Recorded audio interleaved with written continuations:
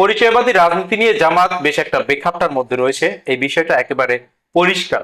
আর এই জায়গা থেকে একটু সেফ জোনে আসার জন্য তারা কিছুটা ইনক্লুসিভ, কিছুটা লিবারেল সাজার চেষ্টা করছেন। উদাহরণস্বরূপ, তারা তাদের রাজনীতিতে হিন্দু শাখা তৈরি করেছেন, হিন্দুদেরকে ইনক্লুড করছেন, তারা নারী স্বাধীনতার কথা বলছেন। একটু সেফ জোনে আসার জন্য তাদের এই প্রচেষ্টাকে আমি অ্যাপ্রিসিয়েট করি।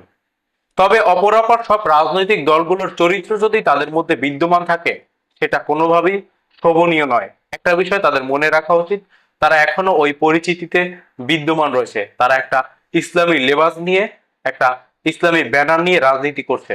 আর তার থেকে বড় কথা হচ্ছে, বাংলাদেশের অধিকাংশ রাজনীতিবিদ যারা লিবারেল, তারা নির্বাচনের পূর্বে রাইট সাজার চেষ্টা করে, তারা নির্বাচনের পূর্বে পাঞ্জাবি টুপি এইগুলো লেবাস ধারণ করে।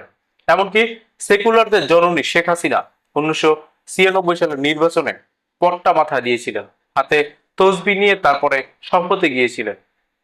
সুতরাং জামাত ইসলামী এই যে লিবারেল সাজার আপ্রাণ চেষ্টা করছেন, সেটা না করে তারা একটা রাইট দল হিসেবে যেভাবে রয়েছেন সেভাবে থাকাটাই বেটার। বাংলাদেশের সাধারণ মানুষ রাইটিস্টদেরকে পছন্দ করে, লিবারেল সাজার দরকার নেই।